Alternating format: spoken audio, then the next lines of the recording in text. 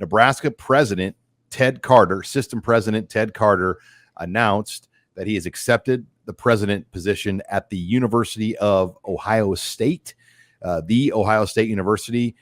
He will be at Nebraska until December 31st. On the surface, guys, this is a big blow. The timing of it, number one, the second day the semester opens up for business, he makes this announcement that gets made. Number two, a lot of things are moved around to cater to Ted Carter.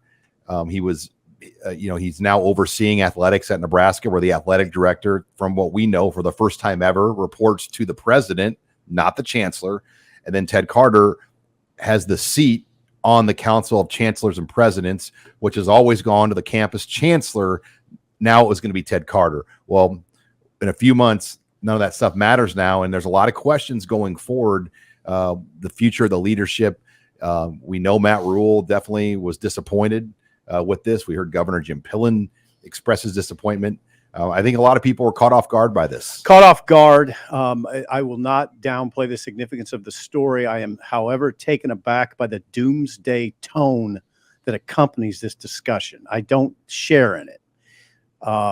All those things that you mentioned, that the restructuring, that's not necessarily out the window. They've had two straight presidents now that were, they were capable leaders in the sports arena. I don't want my president of the university to be the AD. I think that you can go find, is there something that stops Nebraska from getting someone that's better than Ted Carter? No. I don't think this has to be. What I hear is this doomsday oriented discussion. I don't share in it. I don't think it has to be. So what did Ted Carter, he hired Matt Rule in effect. He played a large role in it, but I can't name a lot of things that Ted Carter did. He started here in the fall of 2019. All right. So I think when you talk about that doomsday reaction, it's because massive turnover like this at the highest levels of Nebraska become commonplace, where now you've replaced a president, a chancellor, an athletic director, and a head football coach since 2001. And for a program that is one of the biggest issues is stability and cohesiveness at the highest levels, that's a problem. Ted Carter's not. You're constantly a revolving door at the most important positions within your university and athletic department.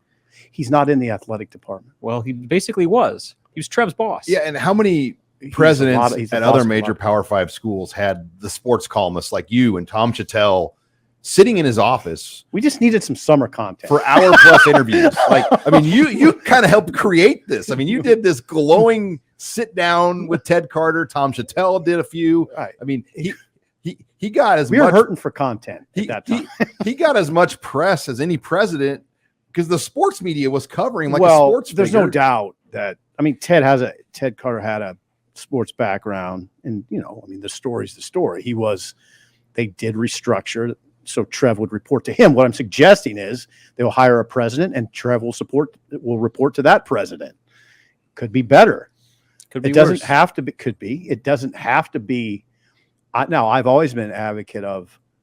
I think a football program is better off if the president, the chancellor, the AD, and the coach are aligned. I've always said that.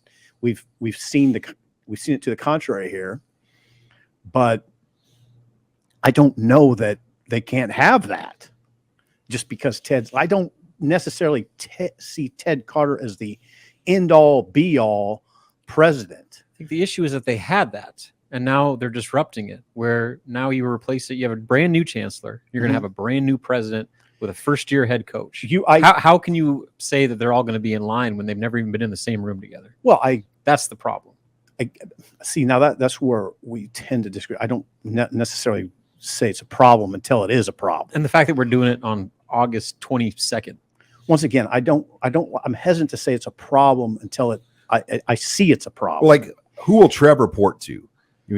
They made it. So why are we worried about it? Because who's going to hold the athletic director accountable? Somebody will. Yeah, but it's not. They've already established it's not Rodney Bennett. If Trev left, I could see the doomsday sort of tone. That would be bad. He's the direct supervisor of Matt Rule. I would challenge you guys to tell me this. How does Ted Carter leaving affect on-field play at all? I mean, in any sense. Because you had an advocate who understood football making the most important decisions from the university standpoint. I watched Matt Rule at the Embassy Suites when we were there in May. You haven't answered my question. Praise Admiral Carter. Down. Admiral Carter. He spoke so highly about, like the importance of him in this whole thing. I mean, they've invested so much money into Matt Rule, and Ted Carter was a big piece of getting that here. If Rule wins, we're not talking. No, I don't disagree at all. It's just the feeling that this Nebraska job, all it was for Ted Carter was a stepping stone. And that's a gut punch if you're a Nebraska fan. Like, you felt like you had this guy. You've given him opportunities. He's doing sit-down interviews with sports columnists and getting all this praise for the job he's doing. And all of a sudden, I'm out of here. I don't feel the gut punch. I mean, the governor sure did. There's people that do. I know there are. There are people who don't, though. I mean, trust me, I talk to them. And they're saying to me, what is the hysteria about? What am I missing? It's not hysteria. I think it's more of a cumulative thing, again, where once again, Nebraska's leadership is unknown right now, where you're going into the fall semester and you have no idea your president's going to be on January 1. And why would you move around all these things? If Ted Carter was thinking about leaving, why did they go out of their way to restructure leadership, to put him on the Hold on. He was one. There's 100 candidates for that job. All right. He didn't know he was going to get it. Are you suggesting that Ted Carter shouldn't apply for other jobs? Well, if they just did all those things for him, in his mind, he's like, I'll do this, but I'm applying for Ohio State still. Seems like an American thing to do. He's trying to move up late in his career. Yeah. I'm not going to fault him. It's a better job. It's a better job. But from a Nebraska standpoint, to say that it's not a big blow, I think is dismissing the situation to where he is one of the most important figures. And you can say he's not affiliated with the athletic department, but he has a heavy hand in the athletic department. It is a big story. And so just the immediate reaction, I don't think is maybe in some degree overblown, but you can't dismiss it and say it's not a big deal. Not doing that. It just adds to the dysfunction that we've seen the last 20 years. Yes, that's kind of my bigger point. I don't see the dysfunction. I don't see that they've replaced their entire leadership since 2021. It's a big story, but it doesn't necessarily mean, oh God, this thing's doomed to failure in the immediate or the long term. I don't understand why we're assuming that. I'm not. I think that Matt Rule, we're doomed to failure. I'm saying it's a blow. I'm not even gonna go that far. Well, I don't know that. It depends. Now you might be able to convince me of that on when the next hire is made. If we judge it to be a substandard. We've seen what happens when the leadership is not in line with the Nebraska football program. How much dysfunction that causes. Right. But you've seen it firsthand. Oh, I know. And now that is back in play. Whereas before, you are directly in line. Head coach, athletic director, president, all 100% in line with the same vision. Now you have the potential to disrupt that. There's no doubt. I thought that Matt Rule did. I mean, he said he said the words, "I'm obviously disappointed." You listened to the radio show, Robin. I felt that he was disappointed. Trev has to be disappointed. I mean, Trev has to be a leader. Ted Carter was his advocate that helped get him this position. Trev can't worry about it. He's got to do his job. Yeah, he's got to lead, and his job. I don't know that it's any more. I mean, I'm even hesitant to say it's more important now. It was important, and Matt Rule made that clear. He literally said, "What did he say, Rob? I thank God. I just thank God for Trev Alberts." Mm-hmm. So I think Matt feels support. There's no doubt that. I mean, I don't know that Rule would be here without Ted Carter. There's that. But before I kind of laud Ted Carter for the hire of Matt Rule, I'd like to see Matt Rule win a game or two. If he's 0-6, what are we talking about Ted Carter then? I mean, yeah. So when you're gauging the immediate reaction, though, I mean, there's been so much optimism and goodwill that has been rebuilt over the last 8 months. True.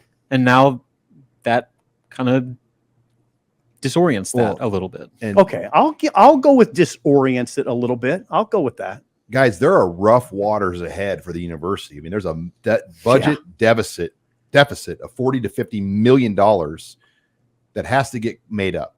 So Rodney Bennett And now this new president after Ted Carter, they're walking into a mess. When I think of a president, that's what I think of. I don't think of Ted Carter standing on the sideline at Minnesota with his arms crossed, looking over at Rule and saying, okay, what do you got here, big boy? That's not, that's the way this is being portrayed. It's almost being portrayed like the athletic director left. Well, the PR that he got, I mean, he puts on hockey skates and skates at UNO hockey practice. He's doing sit downs with you guys. He's inviting you to come in his office. That was probably a reason for that. And to have someone that's that sports minded, football minded on the university side, for the football team to do everything that they want to do and these big visions for the future of Matt Rule, having Ted Carter in place, who was a top advocate for everything they wanted to do, I think was important. Now you don't know what you're going to get in that position. His presence in 2019, starting in 2019, didn't equate into basketball wins or football wins. That's where I'm coming from. It equated into hiring a football coach who hasn't won a game yet. Okay.